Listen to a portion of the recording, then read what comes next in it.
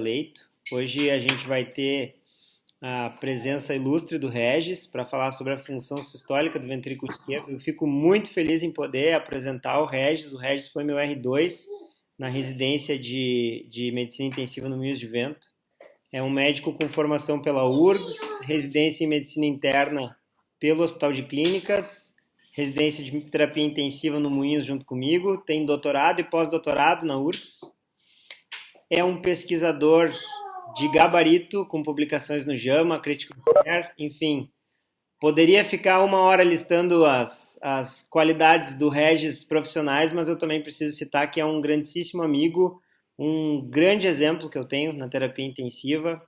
Eu passei como estagiário dele antes de decidir pela terapia intensiva e com certeza foi vendo o profissional que ele já era, sendo R1, que eu pensei que eu também queria isso para mim. Então, fico muito emocionado e faceiro de apresentar o Regis para vocês e vou usufruir dessa aula, assim como vocês vão.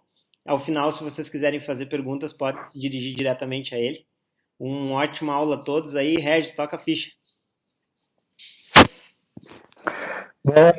Muito obrigado, William. Depois eu te passo aqueles trocados, aquele que eu tinha combinado contigo e tua apresentação. Muito obrigado. Cada elogio, R$3, não esquece. Isso aí, tô contabilizando aqui. Acho que já dá um plantãozinho, eu acho, né? De tanto elogio que teve.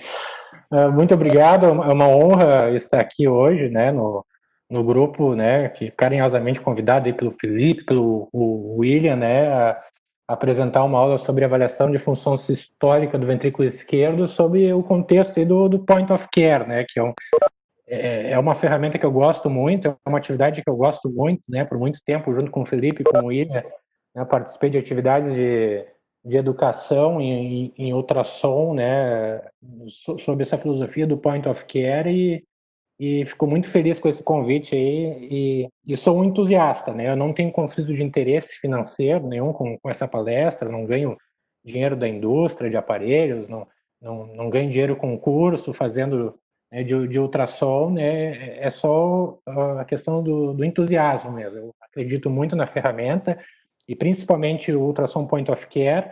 A gente pode até discutir um pouquinho mais depois sobre toda a filosofia do uso, né? Eu acredito muito nessa avaliação, né, qualitativa, semi-quantitativa, né, que acaba, né, transformando o ultrassom como uma extensão do exame físico. Eu sempre acreditei muito, né, na questão da semiologia do exame físico e eu acho que o ultrassom, não só o ecocardiograma, mas o ultrassom, né, de corpo inteiro frente ao paciente grave, que é paciente da emergência, paciente da UTI, ou paciente que está numa unidade de internação sendo avaliado com um time de resposta rápida. Então, que essa informação ela agrega muito, né, do nosso processo aí diagnóstico, de confirmar hipótese, ou até mesmo, né, de refutar outras possibilidades. Então, é uma ferramenta muito útil, né? Eu uso na prática, né, sempre que eu faço um plantão, tô enrascado aí com algum caso que eu não sei, né, para onde ir, né, seja insuficiência respiratória, seja choque, né, ou durante um trans parada, e eu acabo recorrendo a essa ferramenta que acaba sendo muito útil, né. Então, espero que vocês gostem aí da aula, tentar simplificar um pouco essa avaliação, né. Bom, algo que eu queria enfatizar com vocês são os princípios do ultrassom point of care, né? Primeiro, eu vejo muitas pessoas fazendo, acabando melhorando a sua prática, fazendo diagnósticos brilhantes, também descartando outras hipóteses, então beneficiando os seus pacientes através do uso do ultrassom. Mas também a gente vê, principalmente, né, as pessoas que estão iniciando, assim, existe uma possibilidade de a gente se perder aqui, né, num dos caminhos aqui. E essa possibilidade é se a gente esquecer tudo aquilo que está consagrado na medicina. O principal é uma boa anamnese, um bom exame físico. Isso vem geralmente, a não ser que eu esteja numa situação de outra urgência, como uma PCR, ou eventualmente um quadro de quase parada, mas geralmente a anamnese, exame físico, vem antes, né? Então, já peguei residente no plantão, né, com paciente em franca insuficiência respiratória fazendo eco de pulmão, né? Diz, não, a gente está com uma inversão de valores, né? Primeiro vamos entubar o paciente, proteger a via aérea, colocar a ventilação mecânica, depois vamos coletar a história direitinho com a família, né? Algo que a gente não meio que abandonou, né? E é super importante. Vamos examinar o paciente, vamos formar as nossas hipóteses diagnósticas para depois, né, confirmar ou excluir através do exame point of care. Essa é a melhor maneira de acertar, né, de otimizar a nossa sensibilidade e especificidade do exame, né, e também o valor preditivo positivo e negativo da nossa avaliação, que é isso que a gente quer, em última instância, acertar e não cair, né, nas armadilhas de um falso positivo, de um falso negativo aí que pode nos levar a fazer mal para o paciente. Então, se eu conseguir deixar essa mensagem de que essa avaliação ela é complementar à anamnese do exame físico, eu acredito que todo mundo que está interessado em fazer point of care, muitas vezes são não especialistas no exame ultrassonográfico, né, são emergencistas, internistas, intensivistas, né, que cardiologistas, né, pneumologistas que querem responder uma dúvida ali à beira do leito e melhorar, né, a performance diagnóstica, né, e confirmar e refutar a hipótese. E se a gente utilizar aquilo que é de melhor, né, que é ter hipóteses diagnósticas, isso vai minimizar minha chance de erro. E sempre que eu me deparar com aquele achado que eu vejo como uma hipótese razoável, vou saber identificar, vou saber valorizar. E quando eu achar um achado, tiver um achado que não se encaixa no quadro, né, eu vou já aumentar, né, a minha atenção para que isso possa talvez tratar aí de um falso positivo e evitar de causar dano adicional para o nosso paciente. Então, o ultrassom point of care, geralmente, salvo algumas exceções, como parada cardiorrespiratória, ele vem após uma anamnese, exame físico bem feito, após o estabelecimento de hipóteses diagnósticas, e esse é o maior rendimento do ultrassom. Vocês vão ver que eu vou conseguir excluir diversas hipóteses, né? E quando eu vejo a literatura, os estudos publicados, mostram que é verdade. Esse é o grande benefício do ultrassom. Eu consigo reduzir aquelas minhas hipóteses iniciais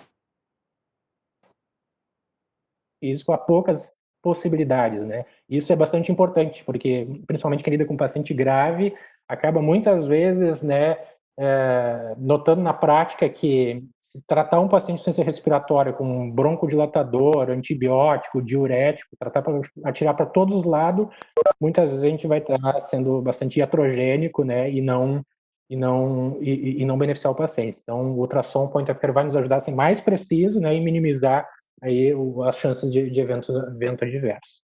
Então, né, estetoscópio é amigo do ultrassom, estetoscópio hoje virou um bandido, né, na época de Covid, né, como é que o pessoal está tendo a percepção, pode comentar até depois nas mensagens aí, mas a impressão que eu estou tendo é que o Covid meio que está afastando os médicos aí do estetoscópio, então, mas tem outras formas de fazer exame físico também. Então, entrando um pouquinho mais na avaliação da função sistólica do ventrículo esquerdo, as grandes indicações, né, são aquelas de urgência, eu acho que todos vocês já estão habituados, né, o paciente que apresenta dispneia, ou sinais de insuficiência respiratória, tem hipotensão, sinais de choque, dor torácica, um trauma, né, de tórax, eventualmente, ou uma parada cardiorrespiratória. Essas são as grandes indicações para fazer uma avaliação da função sistólica do ventrículo esquerdo aqui no contexto do ultrassom point of care. E, por definição, o ultrassom point of care, acho que o Felipe e o William já devem ter conversado com vocês sobre isso, né? É a realização do exame pela mesma pessoa que está diagnosticando ali, fazendo, né, o exame físico, a anamnese. Então, essa é a grande definição, né? Então, é para nos ajudar. E o princípio que eu vou falar aqui para avaliação da função sistólica do ventrículo esquerdo é o princípio da avaliação qualitativa ou semi-quantitativa. O objetivo aqui não vai ser dar um valor preciso, a fração de ejeção desse paciente é 43%. Né? Não é esse o objetivo. O objetivo aqui é fazer com que o exame nos auxilie nesse nosso processo de tomada de decisão. Então, é diferenciar um paciente que tem uma função sistólica normal ou um pouco reduzida daquele paciente que tem uma disfunção sistólica moderada grave, e nessa segunda opção, disfunção sistólica moderada grave, já começa a ser a responsável pelos problemas agudos que nós estamos enfrentando. Então esse é o principal objetivo da avaliação, e lembrar que o ultrassom point of care, de maneira alguma, ele vem para para substituir o ecocardiograma tradicional, né, uma avaliação mais detalhada, né, quantitativa, que é mais adequada para a monitorização dos pacientes em médio e longo prazo. E isso não são excludentes, na verdade, são sinérgicos esses dois propósitos aí do ultrassom. Algumas informações interessantes de dados da literatura que eu estava revisando antes de fazer essa aula é que, se eu pegar médicos generalistas, emergencistas, intensivistas, o primeiro dado é que utilizar o ecocardiograma point of care, ele é melhor do que nada, né? É melhor que o exame físico. Ele tem uma acurácia diagnóstica muito superior à anamnese do exame físico para determinar que aquele paciente na nossa frente ele apresenta disfunção sistólica de ventrículo esquerdo. Então já mostra que eu tenho um ganho em relação à anamnese do exame físico. Então vale a pena já a partir dessa informação. Segundo aspecto é que entre profissionais treinados que realizam essa avaliação sistólica point of care do coração, usando esses métodos qualitativos, semi-quantitativos, existe uma excelente correlação aí com os métodos tradicionais, como Simpson ou Teikos, realizados por operadores experientes. Então, eu tenho uma correlação. A minha classificação entre normal, disfunção leve e entre disfunção moderada a grave de ventrículo esquerdo, eu tenho uma boa correlação entre observadores aí quando eu utilizo essa técnica do point of care. E a sensibilidade e especificidade, ela é variável, né? O intervalo de confiança aí é um pouquinho grande, assim, que depende um pouco, assim, do grau de treinamento dos profissionais, né? Do engajamento, da experiência. Vocês vão ver que quanto mais casos vocês, né, presenciarem e discutirem em relação a ecocardiograma point of care, maior vai ser a acurácia diagnóstica de vocês. Então, realmente é experiência dependente, né? Mas, de uma forma geral, não é longe de ser ruim, né? A sensibilidade e especificidade, né? É moderada para boa, né? E se eu tenho um operador bem treinado, experiente no point of care, né, eu posso chegar a uma sensibilidade e uma especificidade próxima aí do 100% aí, né? Otimizando muito aí, né, a acurácia da minha avaliação clínica do paciente. Então, o transdutor, o que se aplica aqui das imagens que eu vou mostrar para vocês, né, são obtidos através do transdutor de ecocardio mesmo, que vocês estão acostumados, aí tem uma frequência de 2 a 5 MHz. O Felipe já me passou que vocês já tiveram aula de janelas, então eu vou pular essa parte, né? Uma parte que eu gosto de falar bastante sobre janelas acústicas no ecocardio, mas foge um pouquinho aqui, eu acho, do escopo dessa apresentação. Mas para avaliação da função sistólica do ventrículo esquerdo, é importante ressaltar que nós vamos avaliar, né, o máximo de janelas que a gente puder.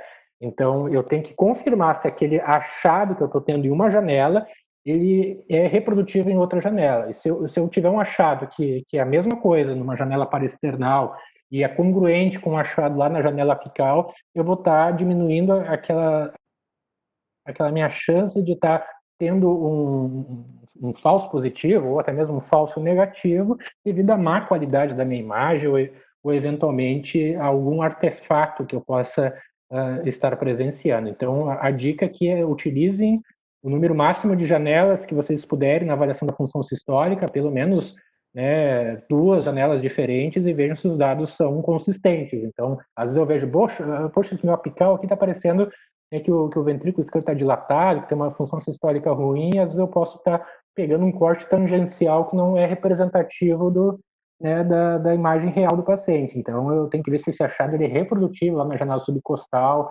ou na parasternal também. Então, basicamente, a gente vai tratar com janela parasternal, o eixo longo, o eixo curto, o apical e o subcostal, ou subchifoide aqui, para fazer a nossa avaliação da função sistólica de ventrículo esquerdo. E basicamente eu vou simplificar aqui, né, o que a gente está procurando assim